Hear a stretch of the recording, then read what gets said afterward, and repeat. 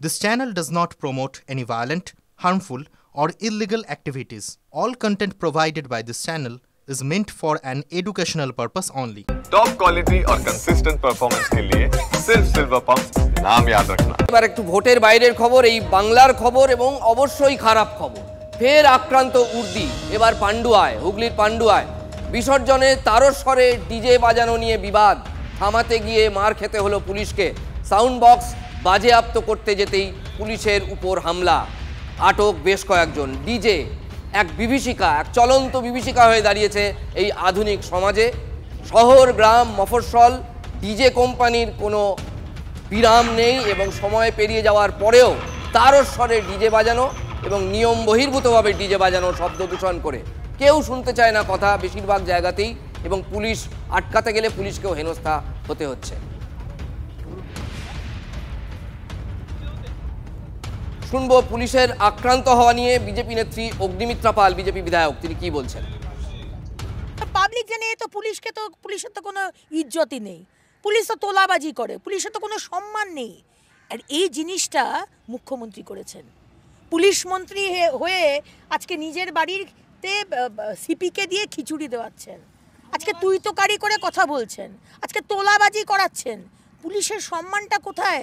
আইন শৃঙ্খলা তলানিতে, এবং মানুষ বুঝে গেছে যে এরা কেউ কিছু করতে পারবে না, যা করার আমাদেরই করতে হবে। কি আফগানিস্তান পাকিস্তান?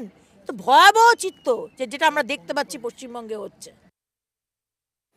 আসছি পরের খবরে। রাজ্যে আইন শৃঙ্খলা পরিস্থিতির অবনতি, চলতি মাসেই অমিত শাহর সঙ্গে সাক্ষাৎ করতে পারেন কার্তিক মহারাজ। কার্তিক মহারাজের অভিযোগ, এই ইস্যুতে, এই অভিযোগ নিয়ে তিনি দেশের স্বরাষ্ট্রমন্ত্রীর সঙ্গে দেখা করতে পারেন এই মাসে। আমাদের সঙ্গে রয়েছেন আমাদের প্রতিনিধি প্রদীপ্ত। কার্তিক মহারাজের অভিযোগটা ঠিক কি? দেখো, কার্তিক মহারাজের মূল অভিযোগের জায়গাটা হচ্ছে যে মমতা বন্দ্যোপাধ্যায়ের সরকারের তোষণ নীতির জন্য এই রাজ্যে বিভিন্ন জায়গাতে হিন্দুরা আক্রান্ত হচ্ছে, হিন্দুদের সুরক্ষা এবং রাজ্যের আইন শৃঙ্খলা পরিস্থিতির প্রতিনিয়ত অবনতি ঘটছে। মূলত এই দুটি বিষয়কে সামনে রেখেই তিনি ফেব্রুয়ারি মাসের মাঝামাঝি অমিত শাহের সঙ্গে দেখা করবেন, এবং ইতিমধ্যেই অমিত শাহের অফিস থেকে সেই বিষয়ে সবুজ সংকেত মিলেছে কার্তিক মহারাজের। আর তার পাশাপাশি বাংলাদেশ থেকে যে অনুপ্রবেশকারীরা এখানে এসে বিশৃঙ্খলা সৃষ্টি করছে, জঙ্গি কার্যকলাপ করছে, সেই বিষয় সম্পর্কেও তিনি স্বরাষ্ট্রমন্ত্রীকে বলবেন। আর তবে দিন কয়েক আগে আমরা দেখেছিলাম যে কার্তিক মহারাজ কুলপিতে একটি সভা থেকে তিনি বলছেন যে শুভেন্দু অধিকারী হতাশ হচ্ছেন কোথাও কোথাও, কোনো ক্ষেত্রে সেই সব বিষয় নিয়েও হয়তো তিনি কথা বলবেন, তেমনটাই এখনো পর্যন্ত জানা যাচ্ছে। হ্যাঁ, আর এই সাক্ষাৎ, এই যদি দেখাটা যদি হয়ও বা, তার রাজনৈতিক সিগনিফিকেন্স কি? মানে কার্তিক মহারাজ, তার তো পেশা রাজনীতি নয়, তিনি যদি দেখাও করেন তাতেই বা কি হবে? মানে তার এফেক্টটা কি হতে পারে?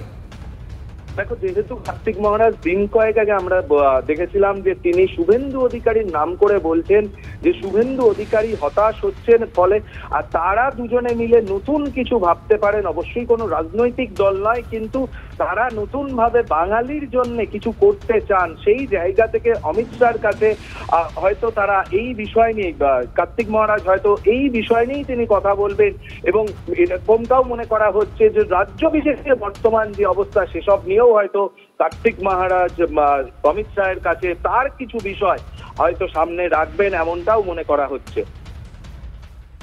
আমাদের সঙ্গে টেলিফোনে, অনেক ধন্যবাদ প্রদীপ্ত তোমাকে। আমাদের সঙ্গে টেলিফোনে রয়েছেন কার্তিক মহারাজ, যাঁর এ মাসে অর্থাৎ চলতি ফেব্রুয়ারি মাসেই অমিত শাহর সঙ্গে দেখা করার কথা রয়েছে। সরাসরি তার কাছেই জানবো, কার্তিক মহারাজ, আপনার এই সাক্ষাৎ দেখা করার পেছনে উদ্দেশ্যটা ঠিক কি, এবং যদি আপনি আপনার কথা জানাতে পারেনও তাতে কি লাভ হতে পারে?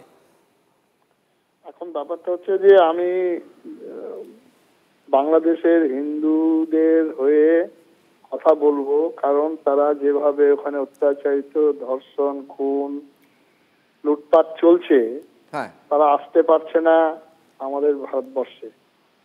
সেই জন্য তাদেরকে আনার ব্যবস্থা করার জন্য অনুরোধ করব। কারণ দেশ স্বাধীনতার পর 1947-এ যখন এক্সচেঞ্জ অফ পপুলেশন হয়নি, তখন ভারত সরকার প্রতিশ্রুতিবদ্ধ ছিল ধর্মীয় কারণে অত্যাচারিত হয়ে আসলে ভারতবর্ষ তাদেরকে স্থান দেবে।